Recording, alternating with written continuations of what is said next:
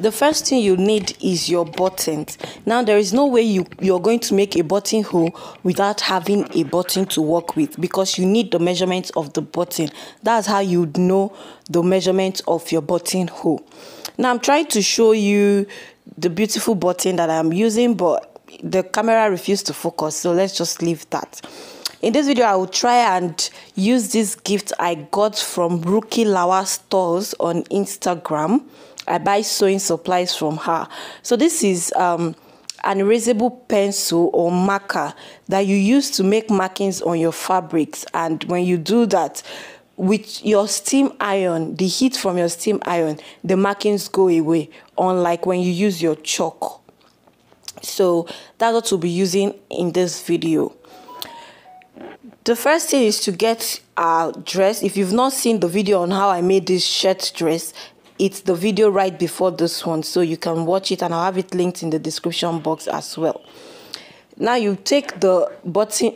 How I do my measurement is from the collar stand, the midpoint of it, I'll do 1. That will be my start point. And then from there, I'll measure down 4 inches. Now you can do 3 inches, you can do 3.5, depending on the fabric you're working with, depending on how tight the dress is, and depending on the bust of the person you're working for.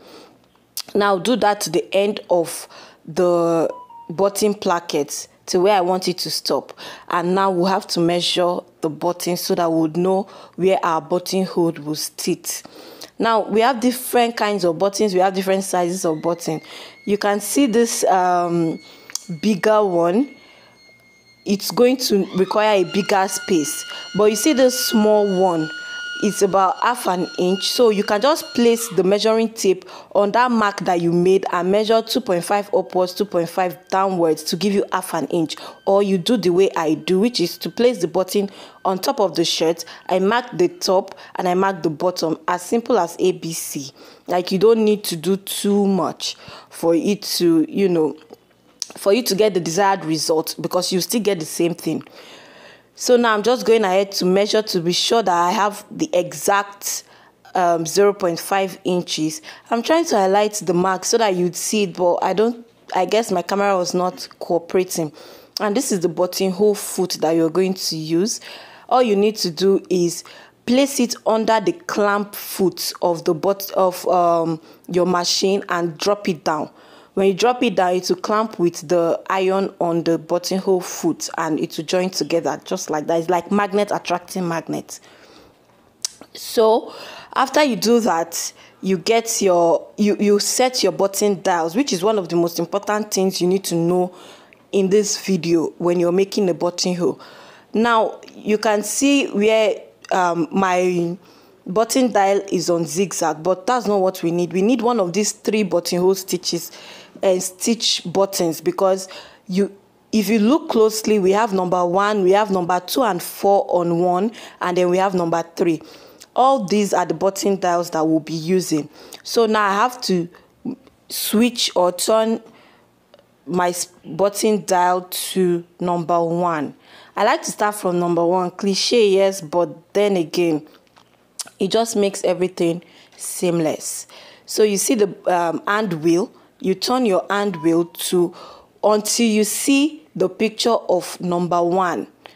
As you can see, we have designer stitches, but when you get to number 1, you stop.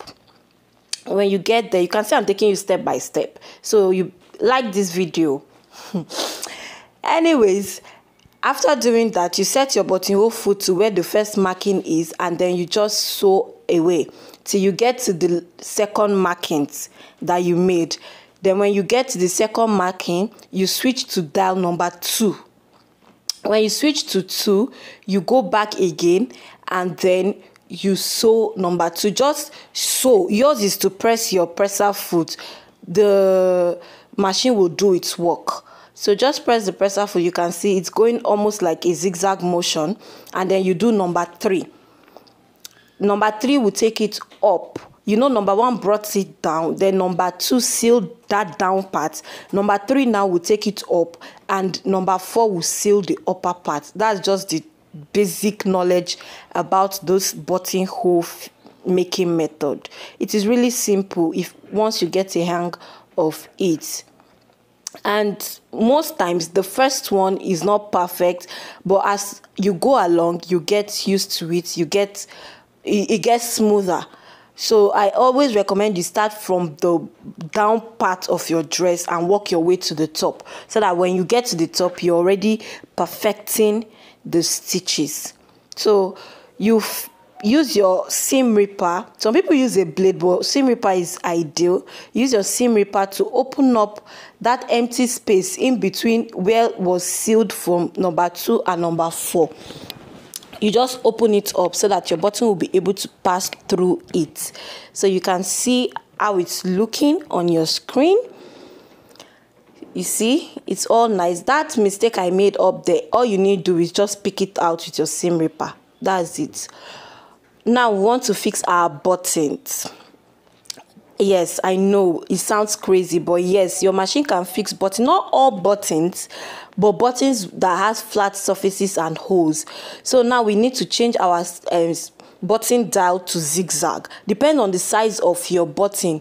Your button size will depend on the size of the zigzag that you would use. If you use the one that is bigger, it's going to break your button. If you use the one that is smaller, it's going to break your button. So you need to use the appropriate size. And what I do here is I first use my hand wheel to put on one hole and direct to the other hole with my hand wheel. So I'll be sure it's the correct size before I go ahead and use my presser foot to seal it in.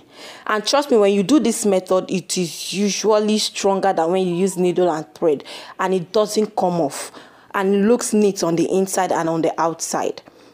So if your button has 2 holes, you do on the 2 holes. If it has 4 holes, you do on the 4 holes like I just did. And that is it, guys. We are done with this tutorial. I hope this was helpful. If it was, give this video a thumbs up. That is, like this video, share to your friends, and subscribe to the channel. Until my next video, have a lovely day. Bye.